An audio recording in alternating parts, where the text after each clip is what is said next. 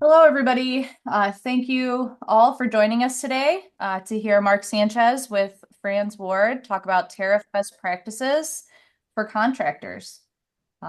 Mark is a partner at Frantz Ward, and thank you, Mark, for agreeing to give this overview to help all of our members. Thank you. And good afternoon, everybody, and welcome to Tariff Best Practices for Contractors. My name is Mark Sanchez. I'm a partner at Frantz Ward. Our firm is 25 years old this year, and I've been here from the beginning. We have 75 attorneys. We have 12 attorneys in our construction practice group. And as many of you know, we do not have real estate lawyers dressed up as construction lawyers. What we do is construction law all day, every day. And because we have 12 folks in our group, our strengths really are our depth and our experience. So when you call us, we're going to be able to answer your questions really on a quick phone call, as many of you know. And it's not going to be, I got to research and get back to you and bill you 2.5 hours. So we represent contractors and sureties and design professionals, and we handle everything from the upfront contract negotiations. We do the claim management and avoidance. We deal with your labor issues, insurance coverage issues, surety claims, and then at the end of the day, the arbitration, mediation, and litigation. And I am a AAA arbitrator, as many of my partners are, so we know that process very well. So that's the introduction. Now, the takeaways and what I want to do here today is Jackie was nice enough to send out the link to the written materials.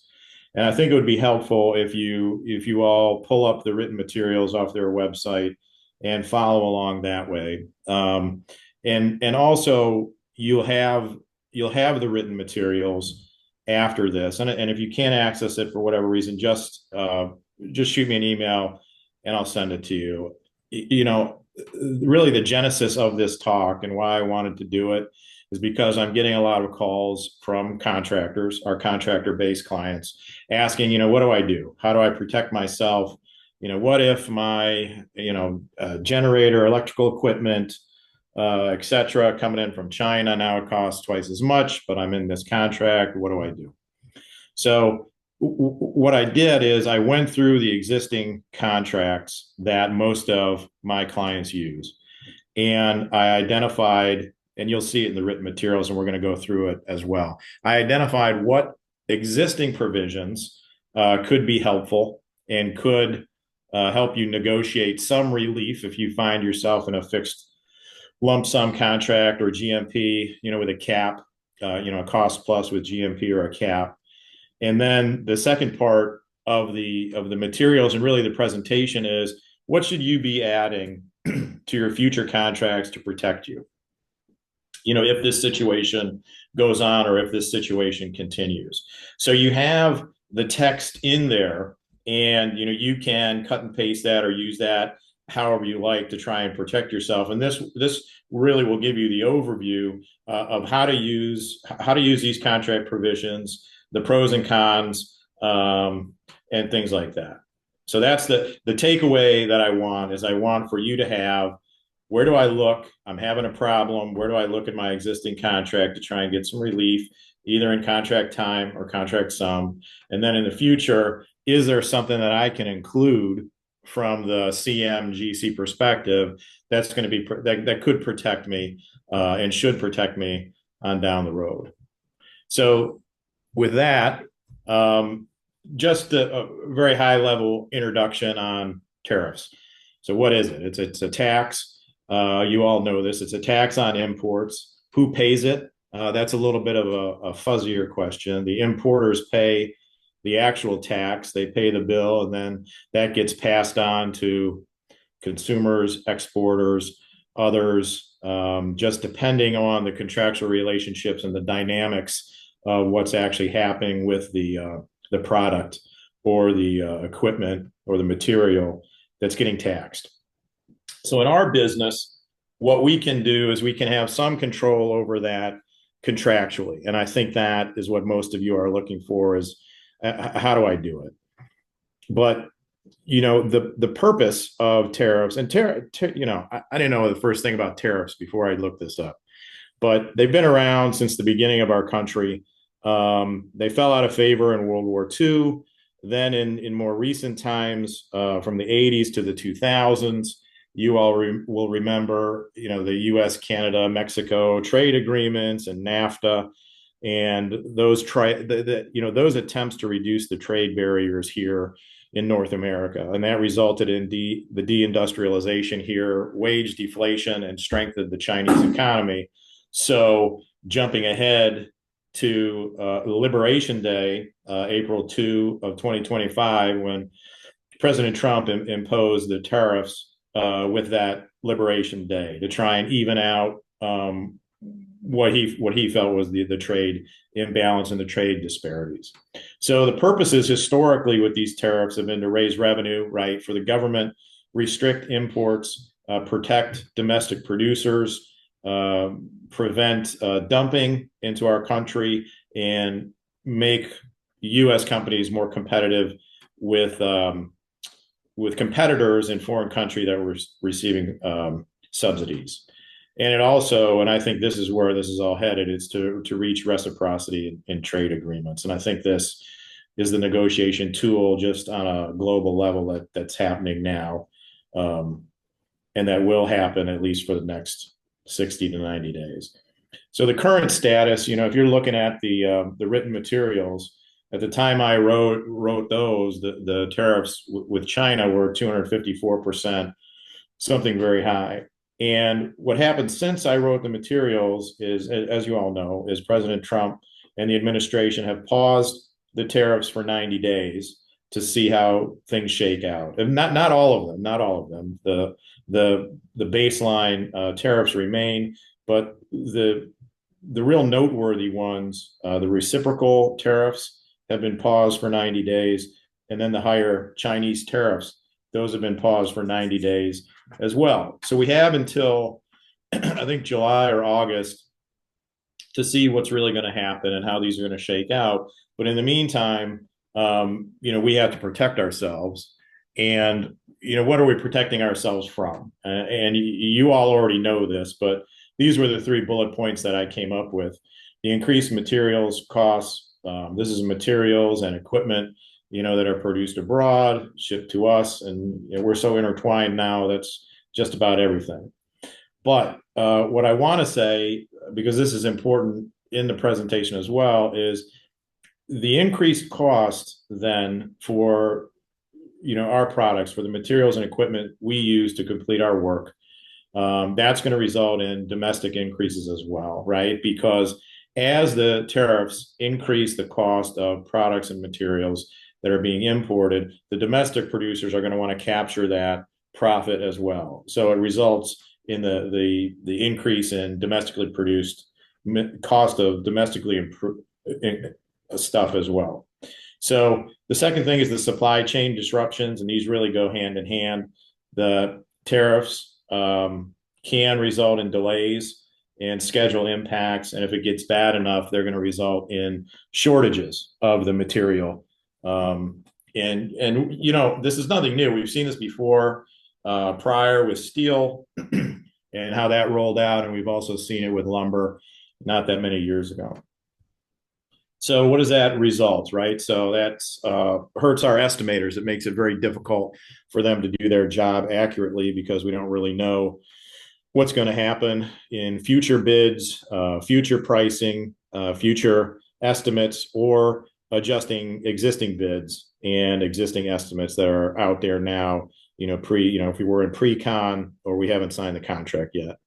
So, some of my clients are purchasing large amounts of these materials. As we wait and we're in this 90-day window, they're increasing their inventory. They're diversifying their supplier relationships. Some are doubling down on their supplier relationships just to kind of get ahead of it and weather the coming storm, what they think is coming, and to some extent, which is already here.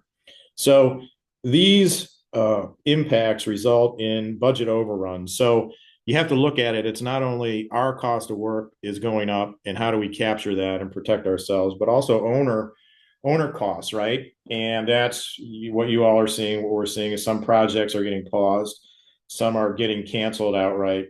And that's a question of a lot of what we're seeing is owner funding. They have a set amount of money or big private projects have a set amount of money. And, if the cost of work is going to go up 10% because of tariffs, that's millions and millions of dollars, and everyone's going to be pausing things. So it's squeezing profit margins up and down the contract chain. And it's creating issues with, I have not come across this, but it's creating regulatory compliance issues when sourcing is changing because of the pricing and because of what's turning out to be the unavailability of materials because of this. So, as I said, the first thing I want to look at is our existing contracts. Where can we look to possibly get relief, if we're in the hurt box on a lump sum contract or a cost plus with a GMP type situation, right? So, if you're cost plus with no cap, with no GMP, then none of this really matters. But that's really what this is focused on. And I looked at the AIA and the consensus docs. Those are the two families of documents that I use, that I see mostly in my practice. So I'm not touching on, and there's plenty of other families of contracts, right? The EJ, CDC, the Engineers Joint Contract Documents Committee, that's a family I know a lot of people use that. So this doesn't cover that. And it doesn't cover federal and state, public works contracts where you're not going to be able to change the terms anyway. So where to look for help when tariffs are increasing costs, delaying you, or ultimately making the material or the equipment unavailable. So the first place, and you can see, and on most of these slides, I have both. I have the AIA, what does the AIA offer you, and where to look, and then what does the consensus doc offer you and where to look. So the first one is delays and extensions of time. I do think that this came to the forefront in COVID. It's called force majeure. And from the lawyer perspective, nobody really looked at this until we hit COVID. And now it's really at the forefront of, some of the more contentious provisions in contracts that we're negotiating. So the AIA for delays and extensions of time, you're going to go to 8.3.1. And that says if the contractor is delayed at any time in the commencement or progress of the work, and then it has a bunch of things, right? Like if the owner does it, their separate contractors cause a problem, the architect, change orders, construction change directives, fire, unusual weather delay. And then it says the catch-all or other causes beyond the contractor's control. And that's where you can possibly find the relief there. And that's subsection 3 of that article there. And I focus on that one to keep reading. The next subsection of that says by other causes that the contractor asserts and the architect determines justify the delay. And I'm always a little bit, when I'm on the side of the construction manager and the general contractor, if I have to rely on the architect to do something or issue judgment or decision in my favor, that's probably not going to work out too well. Most times when I see that and it's architectural discretion, they are going to be leaning toward their client, their customer, the owner. So that's why I'm focusing on the subsection 3 or other causes beyond the contractor's control. And that will get you delay. So it'll get you a time extension, but no money. So what that means is you can argue to get out of liquidated damages if that's on the table, and extend your substantial completion date, milestone dates, final completion date, all that. It will not get you money for extended general conditions, and certainly won't deal with the issue of the material and equipment price impacts of the tariffs. So that's 8.3.1. That's the AIA, the A201, the general conditions that are appended to almost every document in that family. And the next is the consensus docs. I got section 6.3.1. That is very similar, and they use the term constructor. It's if the constructor is delayed at any time by any cause beyond the control of the constructor shall be entitled to an equitable extension of contract time. Again, time only, no money. But if LDs are in play, that's a big deal. And subsection K of that says specifically adverse governmental actions where these tariffs arguably would come under that. So both AIA and consensus doc will give you some relief on time, but not money. And as you're pulling, typically people aren't looking at these contracts every day as the work is progressing, and it's only when there's a problem do you pull it off the computer. And here, it is worth it to do that, and it is worth it to look at to see if you're going to get some relief. Now, it may these are just the straight up AIA and consensus doc provisions. They may have been modified, if the contracts were negotiated by lawyers on both sides or not lawyers on both sides. So you have to look and see if there's any changes in here that could give you additional rights, additional remedies, particularly for money, because that's what you're looking for. So the caveat, me being a lawyer, always is when you're making a claim for delays, extensions of time, or really anything else, you have to make sure that you're complying with the contract notice provisions. The AIA, the standard is the 21 days from when you knew or should have known about the occurrence or the problem or the issue. So got to keep that in mind. Consensus docs is much more forgiving. Consensus docs requires prompt written notice of the issue that you're going to be raising or the claim that you're going to be raising. So that's just the lawyer perspective of it. You can look to these provisions to try and find some relief, but make sure in real time as you're doing that, you're complying with the contractual notice requirements upstream. So the next is the change in the law. As you can see here, the AIA has nothing. And consensus docs does have a provision that could provide you some relief in contract time and importantly, contract sum. So that is the 3.21.1. It says the contract price or contract time shall be equitably adjusted by change order for additional costs resulting from any changes in laws, including increased taxes. And based on what I've reviewed, taxes are going to be including tariffs if the word tax is not going to be further modified. So the caveat here is, as I said earlier, the tariffs, although they're increasing the cost of foreign materials, foreign equipment, and things like that, it also results in an increase of domestically produced materials and equipment because those manufacturers, suppliers, they want to capture that profit because the imported items have an increase in cost. So here, if you have a consensus doc, you're looking at maybe look at the change in law.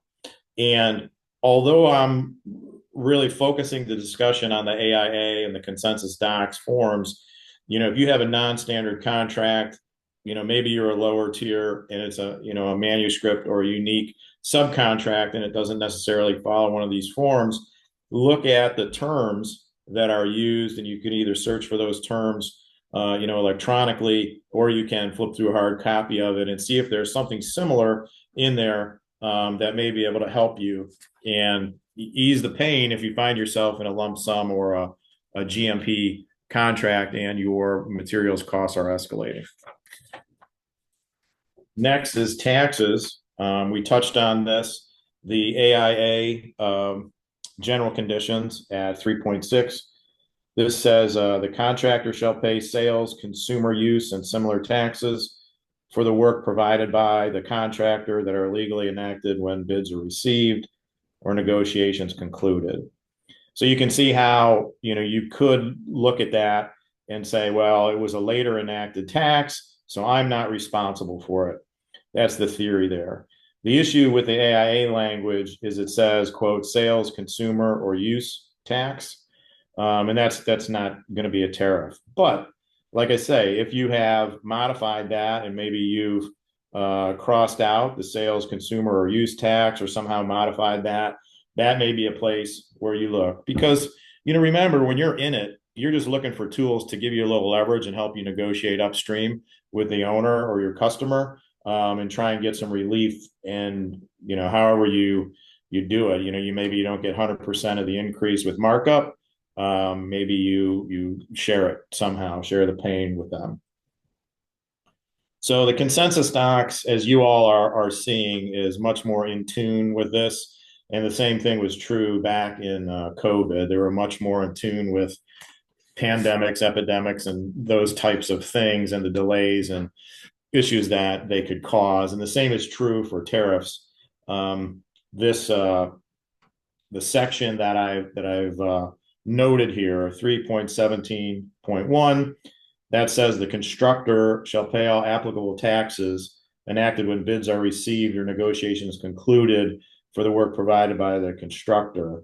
And that's all fine and good, but the real nice form in the consensus docs is this material price escalation amendment.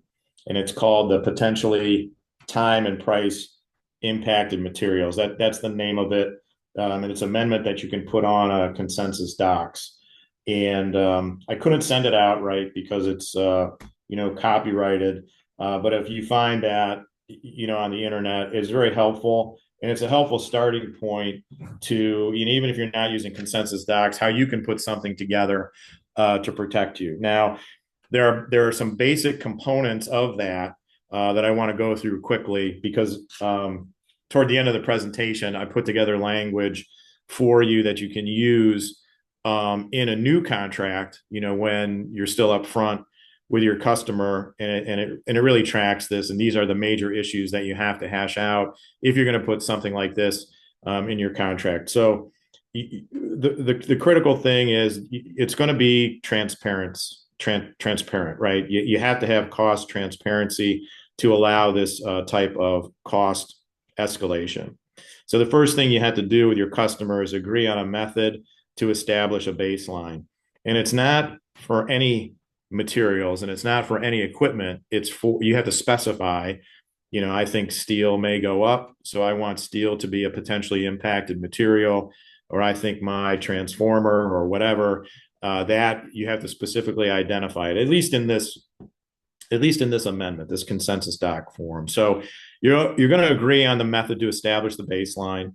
You can't have that, any part of that, in a contingency, so you have to keep an eye on that. And then then the step is that when it happens, when there's a trigger, there's an increase.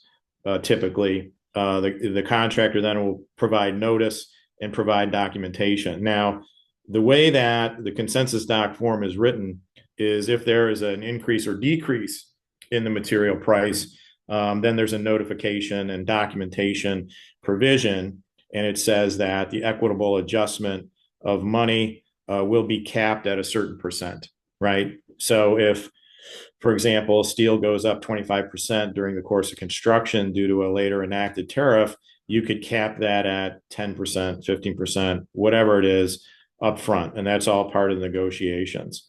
And it is an equitable adjustment of both the time and the price, the contract sum, which is important. But the reason I bring that up is because it's, the consensus doc form is very fair, right? If it goes up, we benefit. If it goes down, the owner benefits. But in the language that I suggest, further on down in the materials, there are some strategies to get the upside protection without giving away the cost, without creating the downward cost.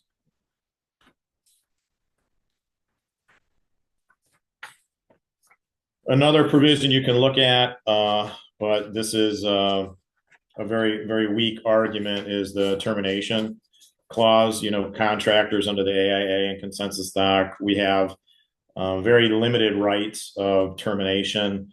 If work is stopped for 30 consecutive days, if a court order stops the work, like if COVID, orders work to be stopped, act of government, national emergency, non-payment obviously is an issue under the AIA if the owner fails to provide proof of financing after you ask for it. That can be a basis for termination. And there's some other things about suspensions in there, but it's really there's no help for you in the termination provision in the AIA. The consensus doc, has been the theme here, is a little bit better at section 11.5. One of the reasons a contractor or constructor, as they say, can terminate is as a result of the declaration of a national emergency or other governmental act, which through no fault or act of the constructor, materials are not available. So you see that the tariff issue can't just be a financial pain point. It has to make it so the material actually becomes unavailable. So that's what my notes say here is you can take a look at termination, but it's weak. The other, this slide are some other arguments that you could advance if you find yourself in this position. The first is basically approaching the owner from a position of, you're my partner, we're in this together. Let's work together to deal with this, and let's just agree upon a written modification or a contract amendment to deal with the issue. You don't have much leverage there, so you have to appeal to your customer's sense of fair play. The next is frustration of purpose, legal impossibility or impracticability. I've tried these on a number of occasions. I have not met with much success, so they're traditionally not accepted. And frankly, if a lawyer that you're working with is suggesting that, there's probably a better way to go or a different way to go with that. So for new contracts, and this is really, I think, the heart of the presentation and really what we want to talk about here today. And this is moving forward here, right? We're in this paused period, and what can we do? What can we put on the table when we're negotiating with our customer? And how do we identify these issues and protect ourselves? So the first is the price escalation clause that you can see in the materials. And this mirrors the consensus doc price escalation amendment, but it's much more abbreviated. And, as you can see, it's a one-sided increase only, not decrease, I don't think. But so it says if the cost of the materials and or equipment described below, right? So you have to identify it, steel, aluminum, whatever it might be, increases by more than blank percent, right? That's the negotiation there, over the amount estimated in calculating the contract price. Contractor shall promptly provide owner with a written request for an equitable adjustment, right? So it's promptly, there's no time frame in there like 21 days where your claim for adjustment could be barred. That's why it's written that way. The contract price shall be increased by the difference between the original cost estimate and the actual cost paid by the contractor. Then we added here without markup or overhead. You don't have to include that in yours. In no event shall the contract price be adjusted more than blank percent over the original contract price for the aggregate of all increases, right? So that kind of puts a cap on it to protect your customer.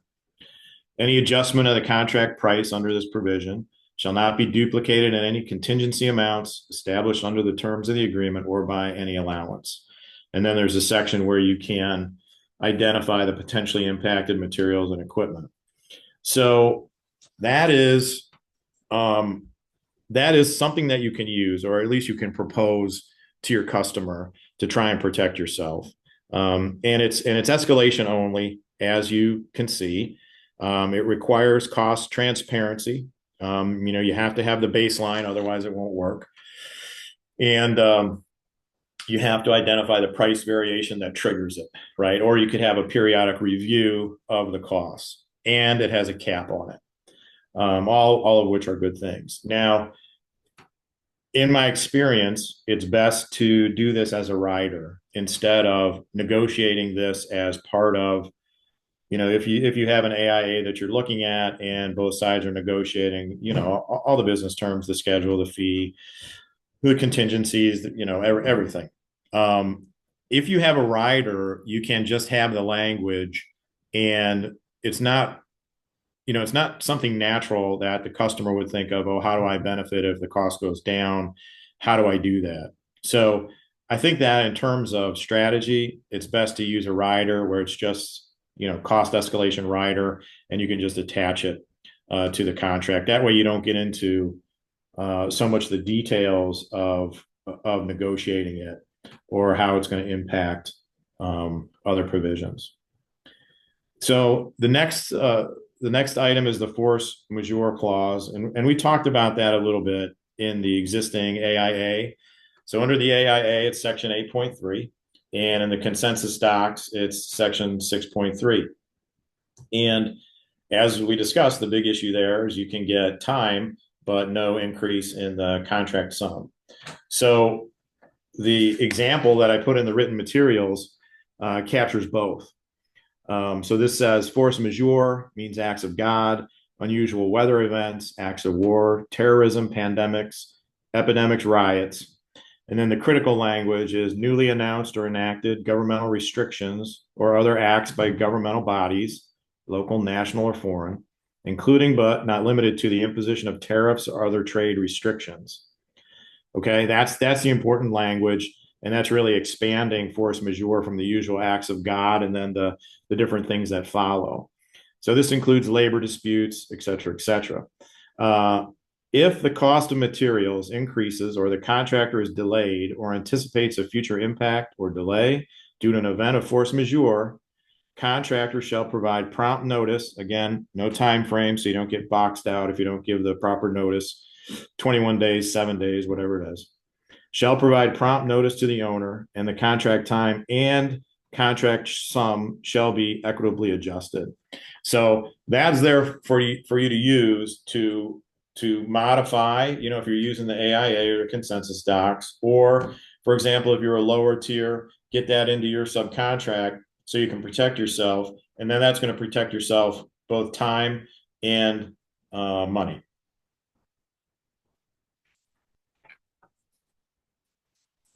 So the next, and this is less of a lawyer issue than a business issue, is use allowances and tariff specific contingency to protect yourself. The contingency is going to be for the cost plus, not for the fixed or lump sum, but the allowance, that's like a target. It's an estimate, and the customer is going to pay actual, whether it's above the target or below the target, they're going to pay it. And that gives you some flexibility if you're going to build what you're predicting, right? Because you're always going to be closer to it than your customer is. So if you're going to build it into to the cost, and you're going to build it into the contract sum, build it in as an allowance that gives you that flexibility and protection, or specifically identify it as a contingency item and make it clear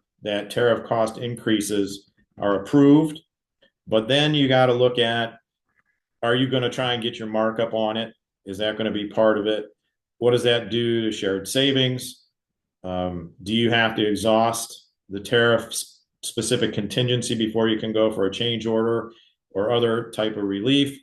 And then another thing, and this is more global, if you're going to share the risk with the owner, right? If it's a big risk for whatever you're building, whatever your project is, how do you share it?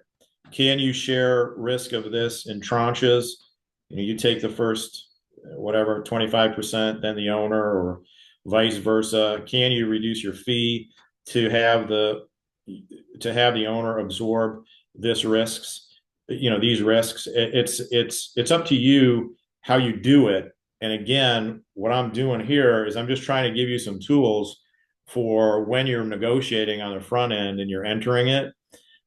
Particularly, I think during this 90-day pause period where we really don't know what this is going to look like on the other side.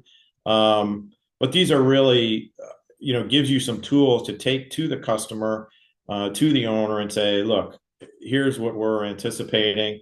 I don't want to increase the contract price now, but if these things happen, if XYZ happens down the road, we have to have an understanding of how we're going to deal with it. So I'm not just building in an extra 10% into my fixed price lump sum contract. That's what I'm not doing. What I'm doing is we're putting in place a process, right, with this price escalation where we can look at this like adults and we can allocate the risk in a logical fashion and use our business sense to come to a good conclusion versus me just, using my thumb and putting 10% on the scale because nobody wants that.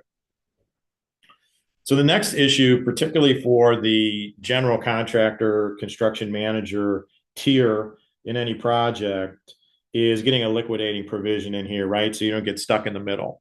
So your subcontractor supplier isn't getting all the cost increase, and then you have to absorb it because you can't pass that along upstream. And I call it a liquidating provision. It's which I think is probably the proper name for it, but it's also like it's also kind of a pay if paid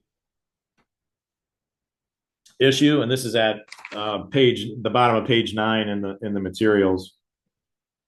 An example of one of these says subcontractors' right of recovery arising from any future tariffs shall be limited to that amount which contractor recovers from owner. Contractor shall not be liable to subcontractor for any amount except those actually paid to contractor by owner for subcontractor's work. Subcontractor waives any right to further payment other than to the extent that contractor may receive the amounts from the owner on behalf of the subcontractor, which amounts shall be paid to subcontractor. So that's very useful, I think, if you're in the GC CM position. And then at the end, it's not a legal issue, but give yourself some flexibility on material substitution. If you're getting materials and you always have, for the last 20 years from one particular supplier out of China, maybe look around for different suppliers, maybe look around for substitutions and get together with the design professionals to see, what are some other options here. Because one of the tricky parts with these tariffs is we don't know what countries, other than China, obviously, are getting targeted for these different things. So if you're getting equipment in particular on the international market and, there's going to be something specified by the owner, some brand that always comes out of China, can you get it from Germany, Italy, England, where the tariffs aren't going to be an issue. So explore that, particularly I think for the big ticket items, and then value engineering. What can you do, and be aware that there may be regulatory issues or other issues on how you can change the design, right? So this is going to be typically upfront pre-con work that you're going to be doing with the design professionals. So I think that's really what I wanted to download to you all. So I thank you for your time. Just as the takeaway, as I said from the beginning, when you're in the existing contracts, look at the different provisions and see if you can get some help and some relief. Maybe you can get some time relief, and hopefully you can get time and money increases. And then in the future contracts, I think you have some good starting point language in the written materials. And if anybody needs, a quick phone call to discuss, or if you need me to email you the materials or the PowerPoint, just let me know. Just shoot me an email, and I'll get back to you right away. But I do want to thank everybody for your time.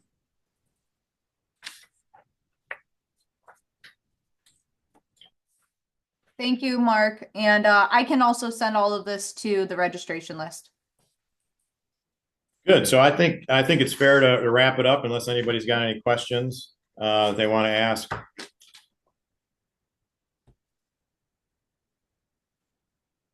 No? All right. Well, thank you very much, Mark. Okay. Thanks, everybody. Thank you, everyone, for joining.